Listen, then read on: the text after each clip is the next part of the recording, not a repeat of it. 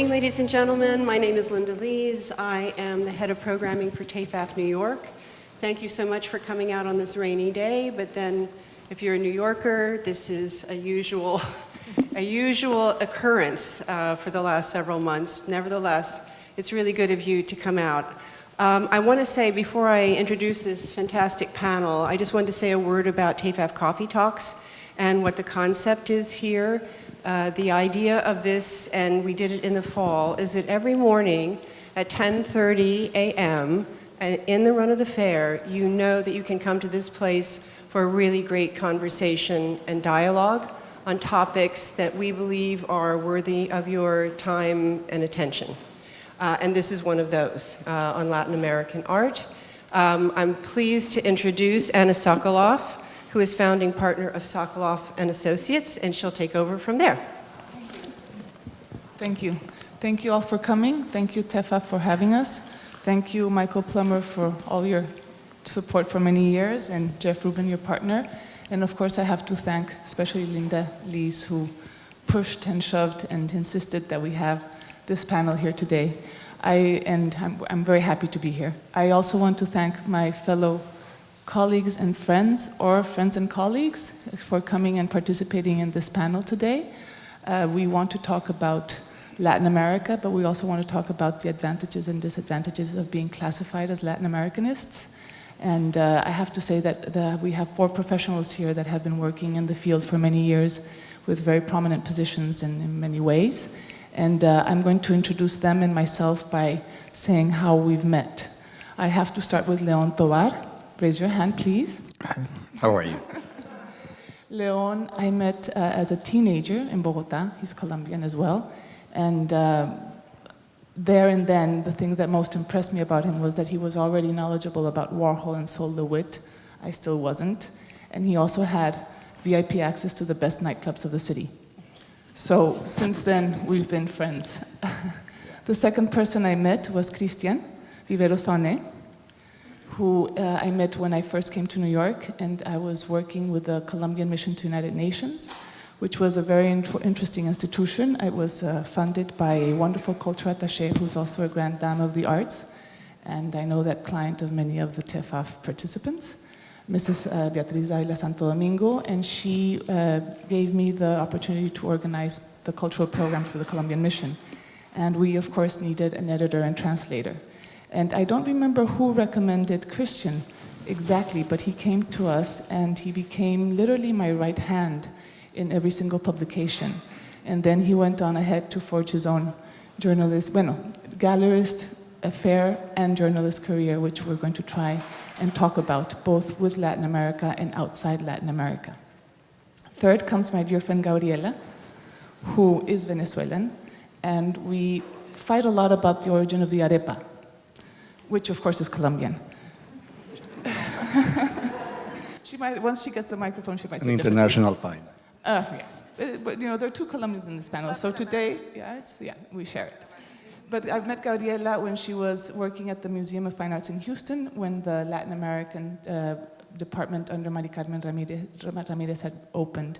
And I was very impressed by her quickness, knowledge, and her curatorial knowledge, and she's here now in New York with the America Society as director of the visual arts, an institution that has also been close to my heart.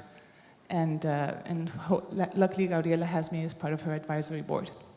And last but not least, Iria, who I met when she was about to move to London to work for Tate, and we were introduced by a common friend, who's Maria Inés Rodriguez, also Colombian, and who is now the director of the CAPC in Bordeaux, the museum in Bordeaux. So this is a panelist of very prominent and well international Latin Americanists, and I want to start by saying that we have to leave at 11:30 sharp, so if you see my phone going crazy, it's because we have to wrap up. That's why I have it here. And also that to start, I want to position you in the broader landscape of what Latin American art is, or the landscapes. And I'm going to pass this to Gabriela Rangel, who has worked on mapping this in the last few years. And this is in opposition to many of the overall reports and reviews that we hear about the global market when Latin America usually falls within the category of the other. Gabriela. So what is the question, Anna? That, I want you to map us the current landscape. the current landscape is very complex right now to what vis-a-vis what we had in 2001. In 2001, we had the Museum of Modern Art, the American Society, the Blanton Museum in Austin, Texas, to lesser extent, El Museo del Barrio, the Museum of Fine Arts, Houston, which was beginning, and LACMA in Los Angeles with colonial art. This is 6 institutions, right, in 2001. Then in 2015, which are it's the end of my diagram, we have now the Tate Modern, the Centre Georges Pompidou in Paris, the Guggenheim Museum in New York, the Phoenix Art Museum in Arizona, the Metropolitan Museum in New York, the John Paul Getty Museum, Los Angeles, the Jewish Museum, New York, and in Latin America we have Museo de Arte Latinoamericano de Buenos Aires, Malva, Mali, Lima, MUAC, Mexico City, which is the Museum of Contemporary Art of the university, Museo de Antioquia, Medellín, Biblioteca Luis Ángel Arango, Colombia, Bogotá, and Museo de Medellín, right? So we have a much more complex landscape than at the very beginning. We had some other cases before that, but they are not relevant anymore. I have to say that Latin American art became not only a trend, but it's a demographic situation in the US, and we have to point out that. And that's the reason why Mr. Donald Trump attacked Mexico, because we are a very important demographic trend, and we are a cultural force in the US. The bilingual situation is very important as well as the language of art as something that is international in Latin America. Yeah, it's 17% of the population of the United States, actually. We're the largest minority. Pardon my voice. We don't all talk like this, obviously. But yeah, just in terms of percentages. And I want to go to Leon, and I also want to, because we did talk about many of the galleries that have been working with Latin American artists since before what we now call Latin American art. So if you can talk about some of the galleries in New York and elsewhere that we mentioned, and tell us how that landscape in the gallery scene has changed. Yeah, I think Claude Bernard and also Averbach, Jan Averbach, they started like probably more than 30 years ago. And, but they changed a lot. Now we are in the cultural Main Street. Many international galleries, they start to be interested in our market and in the Latin American artists, actually. We have some galleries in New York that are solely dedicated to Latin American art. Well, and we have one here, which is Marianne Martin with us. We have Marianne Martin, we have Cecilia de Torres, our gallery, Leon Tovar. We used to have another ones. I think Barquet was, Enrique Faria, for example. They have a very important gallery related with the conceptual art, and I think they're increasing a little bit in New York. Gabriela, I know that at one point you said that, I want to mention some of the Latin American artists that are in international galleries and they're never classified as Latin Americanist. We can start with Swerner and Francis Alice, Alexander Mbonen with Doris Salcedo, Tania Bonactar with Ernesto Neto, Sikema Jenkins and Company with Vic Muniz, James Cohen with Beatriz Millases, Sean Kelly started with Los Carpinteros and Irando Espíritu Santo, now José Dávila, Listen Gallery recently with Carmen Herrera and Pedro Reyes, White Cube, Gabriel Orozco, White Cube in London, Gabriel Orozco, Doris Salcedo, Damián Ortega, Barbara Gladstone, Damián Ortega, Marian Goodman, Gabriel Orozco, Adrián Vila Rojas, Alison Jacks, Ligia Clark, today Hauser and Worth with both Ana Maria Maiolino and Ligia Pape. And the list can go on. And I know that when we were having the earlier conversation, Gabriela said that for some of them, the early ones at least, there had been a critical apparatus that was in place, and I want you to talk about it and how you feel about it. Well, you know, we know identity is fluid and national identities in the 90s became very much questioned by a generation of artists. And before that, Sildo Meireles and Elio Itisica questioned the national identity of Brazilian and Latin American art in a way that it allowed curators, not only artists, but curators to construct a different kind of identity. That it's fluid, it's not stable, and artists did the same thing. And in a very particular way, people like Gabriel Orozco, who created his own way to present art, to be interpreted, and also to circulate in the global markets, right? So I think it's very important to point out that, because these artists are not seen as Latin American artists, and they're seen as Latin American artists. Meaning that sometimes they are Latin American, when it's relevant for them to be, and sometimes they're not. They're international That's what we've done all our artists. lives. That's why we're here. Exactly. And what is interesting is the way that these galleries are just considering them not for their provenance, or, you know, they're like the wine, you know. It doesn't matter if it's Chilean or Argentine. It circulates because it's a good Carmenere or Merlot, right? So we flavor them in the international markets as artists who are relevant in mapping contemporary art, presenting problems that are relevant for today's world. Iria, how do you see that from an institutional point of view? Well, I mean, just to come, in the conversation, which is very interesting, no? Addressing, the concept, the category of Latin American art, how we distinguish what's inside, outside, the inner evolution that this whole category has been experiencing through the past years, right? I mean, if you just look at the map that you just mentioned, Gabriela, it's very interesting because, I mean, in recent years, the whole decolonizing sort of discourse and narrative have made that the traditional Eurocentric, Western canon, the Western mapping of the art history has changed. So now you're basically be able to look in beyond those Eurocentric frontiers to include art made in all latitudes. I just want to remember something beautiful that yesterday Paulo Herkenhoff said when he gave a keynote lecture at the Metropolitan. We organized a symposium in conjunction with the Ligia Pape exhibition.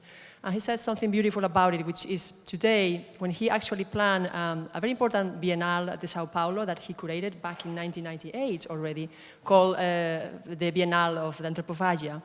He already wanted to challenge and to attempt to kind of destroy, the previous cartographic assumptions about the art map. And he said, wherever a good artist is, that's the center of the world. And basically, I think that's a very beautiful poetic metaphor to somehow tackle this issue today. I think we are already past this very rigid, homogeneous notion of what Latin American art is. Latin America is as a continent, as a plurinational continent, which is very, very complex. And the people who are working in the field in the past years, we just try to make that emphasis. I mean, it's such a complex place with so many countries, with so many, in different histories within their own countries, with colonization, with their neighbor countries. The different languages are being spoken. If you think of the Caribbean, there's Suriname, they speak Dutch. I mean, there's very complex continent to tackle just with a very narrowed, and simplifying category. So I think the more we broaden the map itself, the more we complicate it, the better, because it's so rich intellectually, and there are so many artists that nobody knows yet in the Western countries. I just made an exhibition of Ligia Pape at the Met, and it's really the first major show ever devoted to the artists in this country. There was a very beautiful show on Ligia Pape in the Americas Society in 2002, I think. It was kind of a small attempt to kind of open up the windows. And so just so to say that institutionally, there's been a huge movement and change of perspectives. And in looking far beyond Eurocentric map, to look at experiences and art practice beyond that map. And that's a very good move, and it's a difficult move to make within the institutions, even if you think of the Met, that it was born almost 150 years ago as an encyclopedic collection that basically in its own inception was looking at the art made in all the corners of the world, and yet in the 20th century and looking at the art of the 20th century and 21st century, they never pay attention whatsoever to what was happening underneath the Mexican border.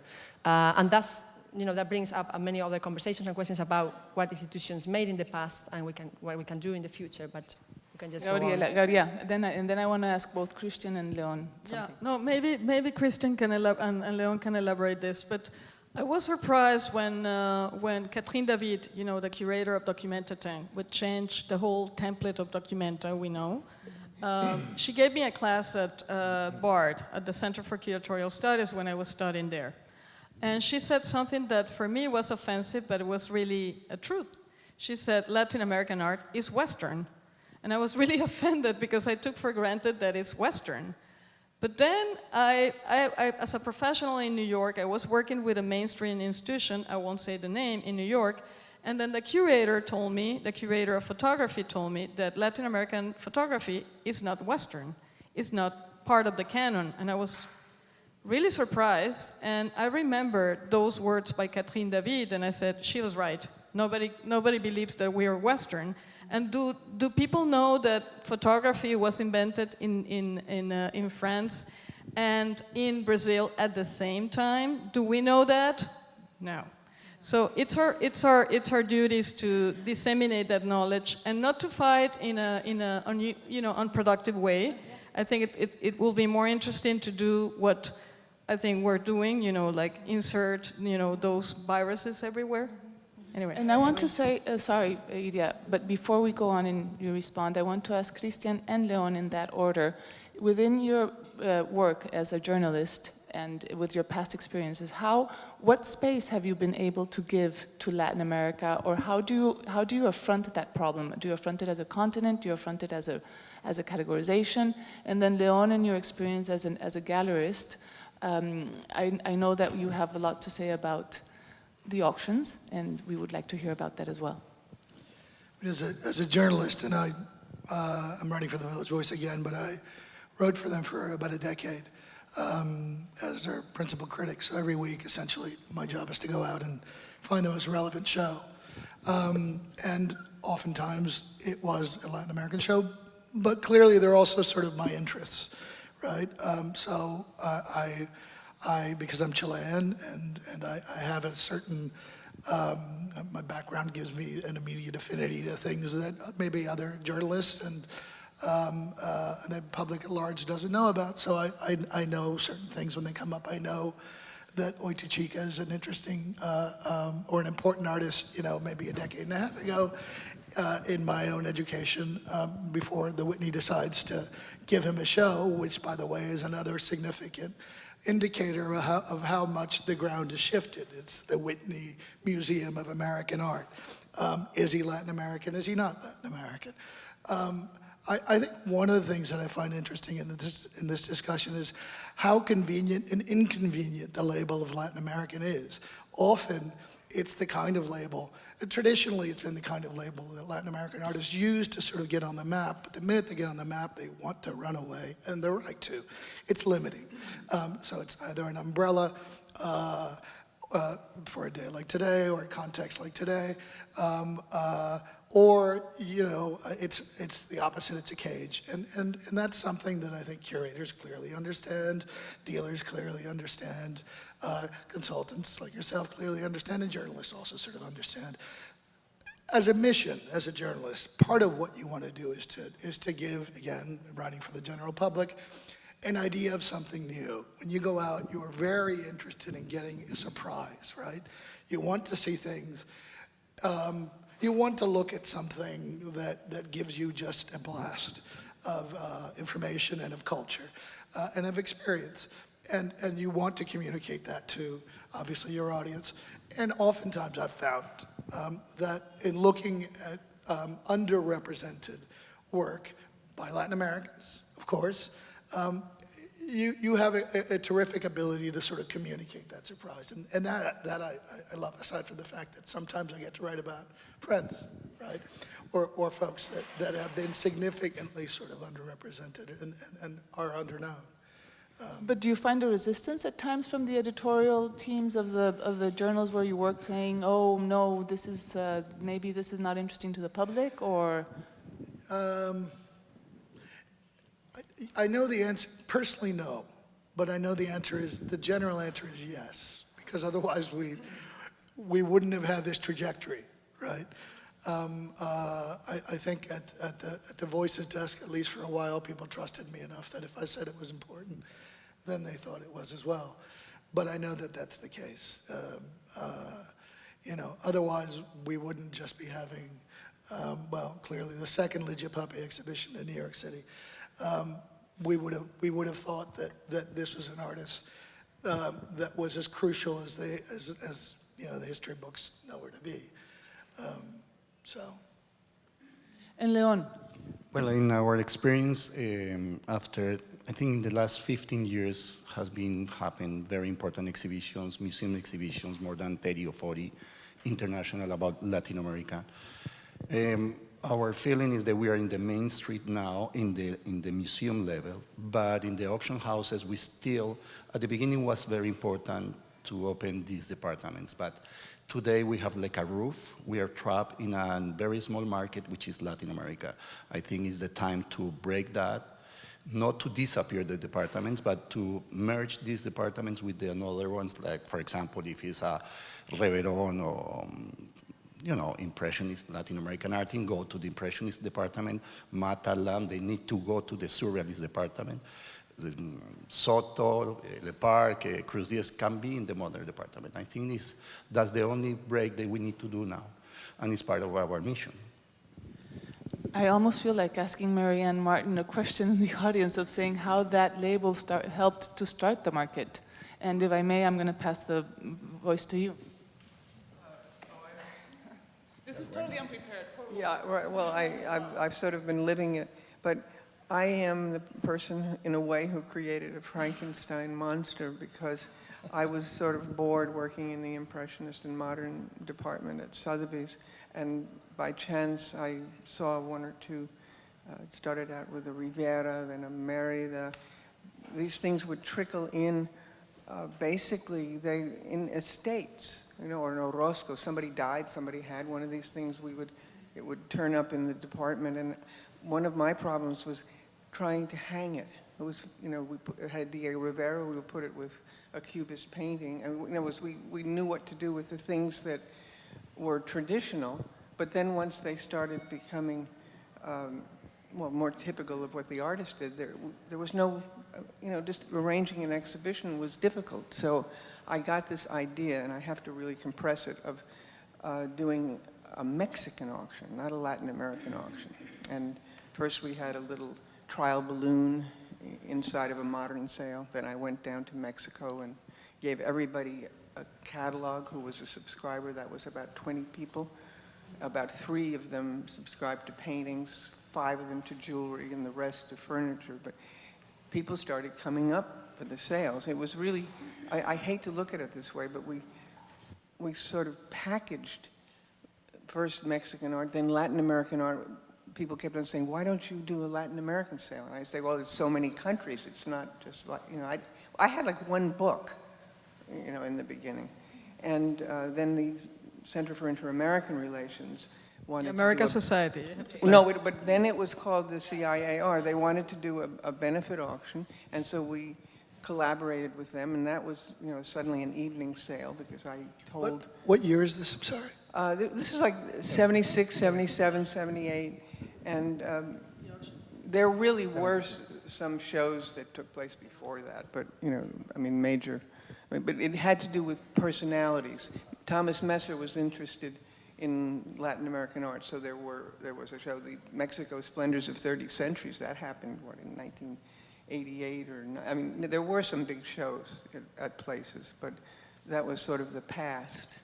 And we really made it a category so that we could, you know, sell these things. And then I personally was told by Jose Luis Cuevas, he said, I am not Latin American, I am international. And, you know, Mr. Botero was furious because I stole him from the modern sales where they weren't making that much money, put them in Latin American sales, and the prices started going Still up. today. He's still today. Yeah. It's the he same is the way, biggest you know, living years. artist at auction. Biggest Well, Latin Frida American. Kahlo. I mean, I hate to say this because, you know, I mean, I was we were including works by Frida Kahlo. Now is there any other exhibition anywhere that's not Frida Kahlo? I mean, it's too much. But anyway, I could go on and on. We'd have another symposium, but it was really a good intention on my part to do an auction that would include all these different artists that were not being included at all. And the name Latin American, it wasn't South American, because, as we know, Mexico is in North America. Even Mr. Trump should know that. And perhaps, yeah, I mean, no, perhaps that connects to why it was so useful, the category, at a certain moment, right? What? To just be able to visualize these things were not in the auctions at all. It's like the So, whole you know, new, right? I mean, art practice that hadn't have been seen or recognized within the art market, but also in this art institution. I think there was, when Gabriela was saying earlier, I mean, what happened in 2000, museums like Museum of Fine Art Houston, starting to pay attention. It was necessary to claim, right, like a site-specific place for Latin American art, just to be able to facilitate the visibility, I mean, within the public, within the audiences. But maybe now we are in second stage or even a third stage in which that's not necessary anymore. You really However, have to I think the category is useful because the categories just allow us just to keep, problematizing it. And by problematizing it, we're just enriching the dialogue and making the conversation more complex. Absolutely. And avoiding cliches once again that just bring us again to brand names like Kahlo or Rivera. We don't want to fall again by today defining that Latin American art today is Gabriel Orozco or Soneto only. So we're trying to just responsible for changing that in the auctions, because when she came to Christie's, One. with the older Christie's. clients, were saying, "What is this? Things on the floor, and I don't know what this is." And you must have had to suffer a little bit in the beginning. Yeah. It's true. She it's true. cried. But I was going to say something. Let's move in a different direction. I think the category Latin American art is not the problem. The problem is the notion of the avant-garde. That's what we have to problematize. Not the category Latin American art. That's a marketing category, and that's a branding that was invented by cultural diplomacy in the 19th century. It's so aged and outdated that I won't discuss that. But the notion of avant-garde is our problem right now. Are we going to problematize the avant-garde in the terms of the October group, accustom us to do it, Eurocentric and North American, or are we going to say that Diego Rivera is as avant-garde as Picasso? I'm sorry, but that's what we have to say. That's I'm glad you said that, and I'm glad you mentioned that. And so the question now, in looking at the panel and where we are today, is what is the commercial part of the market, like Leon? What are going to be his good intentions, as Marianne nicely put it, for the future, and what you as a curator, and Iria as well as a curator and institution, and you as a journalist, what are your good intentions for the future to try and create or erase that distinction and that canon? And I don't know who wants to answer first, but I want all of you to give me a good intention for the future. Well, in our cases, we are doing these exhibitions, important exhibitions, but it's related, I will back a little bit to the auctions. We have a roof in the prices. We compete with the other markets, but we spend exactly the same amount of money to participate in an art fair, and our neighbor is, for example, Christopher Wall. Christopher Wall was $100,000 3 years or 4 years ago. Now it's $10 million. We compete with this type of markets, thanks to... Are the fairs like this one helping you? Yeah, they help a lot, definitely. But we cannot depend on Salma Hayek to put Frida Kahlo in the market, It's something crazy, The people, they ignore a lot. And part of that is we are not in the main street in the auction houses, actually. I think we need to break that. So you would break the auction houses and you would participate in other type of fairs? Because we haven't, we're here in a fair, but there's another fair in the city going on. There are several fairs in Latin America. We are one of the few galleries that... You participate in some of these fairs. There's also Bergamin Gomide here in the audience. Exactly. Yeah. Tell us a little bit about what your experience has been. We are few galleries that they can participate in 10, 11 art fairs internationally because the prices are still too low. Let's put it like that, if we go in the right direction in the auction houses, I'm completely sure that Mata one day they will be more expensive than Gorky, you know, and as everybody knows, probably that's a personal opinion, I consider him more important as an artist even than Gorky, but it's a market I see situation. Christian going like that. You know, yeah, I'm not going to discuss whether he's more important than Gorky or not, but look, I in answer to your question, I think all of us here wear a lot of hats, right? We are sort of survivors of the art world. And so we have different ways in which we try and guide collectors to work to collectors, stories to publications, you know, proper commentary to catalog essays, et cetera, et cetera. And in my case, you know, I write and I do quite a bit of curatorial, mostly at the Museo de Arte Contemporáneo in Santiago, Chile, but also in a couple of museums in Spain. And, you know, those bridges are ones you try to make because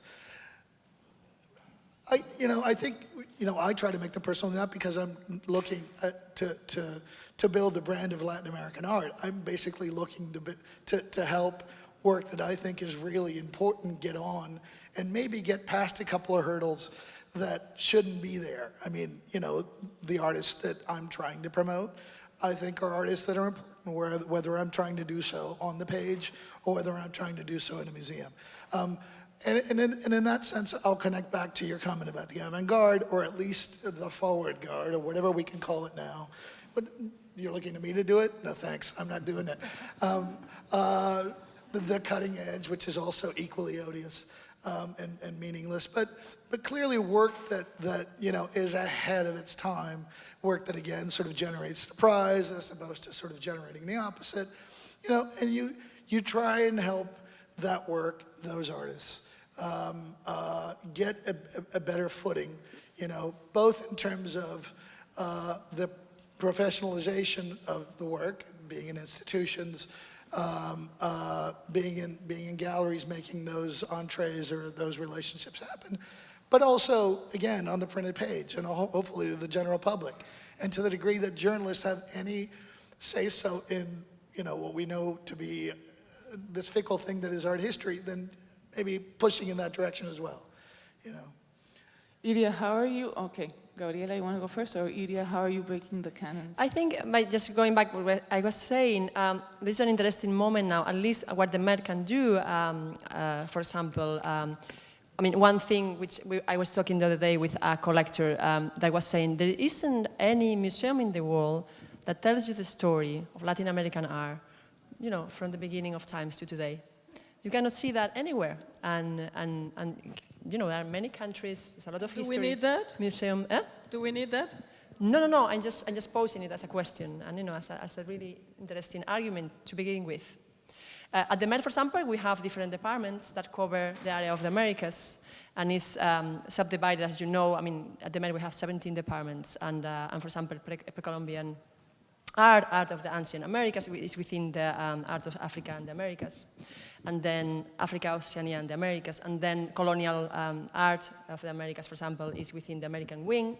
And then Latin American art in the last 2 centuries is within the Department of Modern and Contemporary Art. But we can collaborate, I mean, as curators, we can collaborate together in thinking about projects that we could do trans-historic dialogues, for example. That would be something very interesting to do in the context of a museum. But also in terms of what's the next stage for museums in America, for example, to deal with Latin American art, I think there's a moment now in which we are at the moment, and in which, going back to what you're saying, let's put the work together. Let's put the work side by side. Let's put Lidia Pape side by side, Frank Stella, and Frances Morris. Let's see what's happening there. Put them together in a room. See what they were doing, and the dates where they were doing the work they were doing.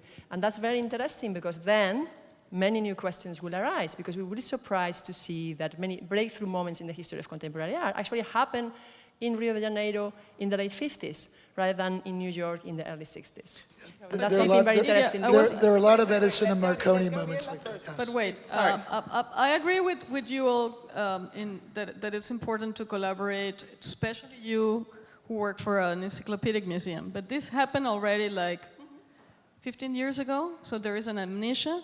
I think the problem that we have to tackle is the academia, and where people study art history and criticism. What is the formation of these people? Because you find quite often curators in your museums that say, no, Latin Americans are not in the Western canon, or no, this is a derivative artist. So if you don't attack, but what's the challenge? No, if you don't attack the problem from the academia, you're not going to do anything else. You know, you're going to repeat the same story. Ligia Pape was decentered by Paulo Herkenhoff at the Museum of Modern Art in 2000. And I saw the exhibition. It was called The Marriage Between Reason and Squalor. And it was a beautiful exhibition, and nobody remembers. And especially the curators, they don't remember. They didn't see anything. And the collectors. So we have to go back to, you know, the academia and to educate people in a different kind of situation, because otherwise we're going to repeat the same story, the same story, the same story. But don't you see the ground shifting at all? I mean, I agree with you. But, you know, I think this is clearly a problem of cultural self-sufficiency. But I do see things happening, for example, clearly things are happening in New York, the shows that we've been talking about. In Los Angeles, when was it, 2015, they did a big Latin American thing that the Getty put together, LA. Standard, LA. Right, exactly. But what I find almost more interesting is what's actually going on sort of like south of the border, to use an Americanism, right? No one uses that from the south. And the last couple of times I've been down to Mexico City, I've noticed that there have been shows on that are shows of North American artists. Amalevich show in Buenos Aires last fall. Right, where was that? Proa. At the Proa Foundation. Okay. And now there's going to be a Warhol show that Malba and Humix put together, for which there is no intention to bring that show up to North America. There was a General Idea show at Humix again, not going to Canada, not coming up here. And another great show also at Mark, same stuff. That brings up a very interesting question too, which is the potential for collaboration also across the Americas between museums. We also see an internal circuit of museums to collaborate, you know, within America. But what happens about, you know, partnering with actually in museums in South America that already have the capacity? But where I'm going is they're putting together world-class shows of, you know, important shows, conceptual artists. Pardon me? Art. Yes, without any aid from the North, and I think that's fantastic. I think that's amazing. And again, going back to the issue of cultural self-sufficiency, definitively a step in the right direction, you know. Okay, I want to close because my alarm clock already sounded, and that means that we have to wrap up very quickly. I want to close with education. I mean, clearly right now the word of mouth, or what is in fashion right now, is everybody talking about the Institute for Latin American Studies that MoMA is going to open, funded by the Cisneros Foundation. That already existed as in some version in Museum of Fine Arts. So, in Houston, correct, in the Museum of Fine Arts in Houston. So, do you see this as something that, again, going back to, okay, this is another categorizing institution with a lot of money. So, how can we look at that and confront that going forward? I think it's the natural competition between institutions. I think the Museum of Fine Arts Houston put together a very impressive program, and I have to say that I respect Mari Carmen for that reason, because if you go to the webpage, you can get a document translated already and understandable in English and in Portuguese and in Spanish. You have the 3 languages on the web of the original sources of Latin American art. If you want a manifesto, if you want an article, whatever, you know, you find everything in the web for free. I don't know how can MoMA defeat this. Anyway, I think it's a very good intention, and I celebrate that. The more we have, the more informed people are. So I completely agree with that. I think every initiative on that direction is always positive and good. It's positive. It's just what you do with it.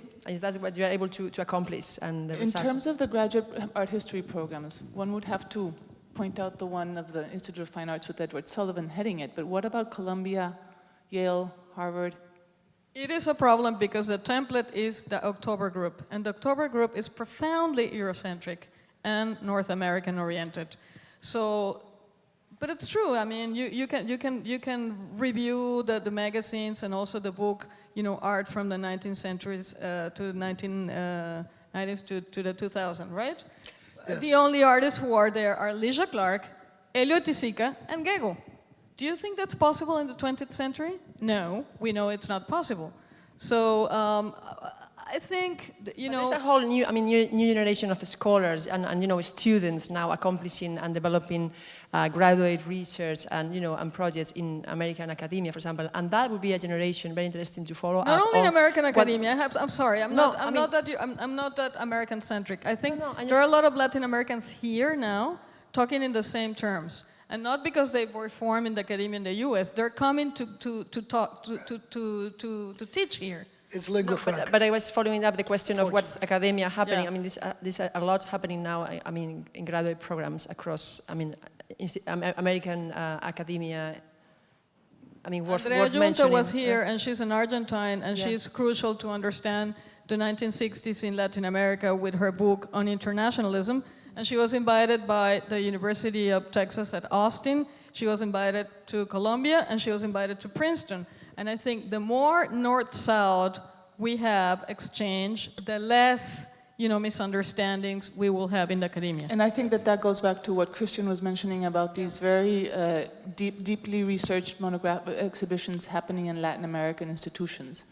And I agree that sort of interchange would be very good. I think we have to wrap up unless you have a final comment to say. We can have one question.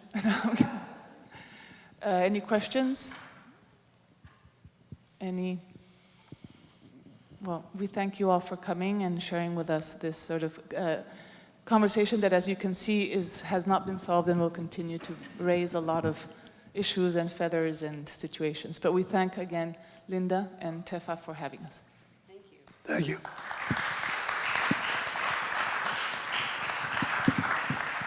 I'm sure you'll agree with me that this was a brilliant panel and a great opportunity for us to hear these dramatic points of view on the topic. And I really value the fact that all of you took the time to be with us today and to bring your knowledge and opinions to this topic, which sometimes we don't have a chance to hear in this kind of venue. So I'm very grateful for that. I hope you will all take your cultural brochure with you, come back for another coffee talk, and thank you so much.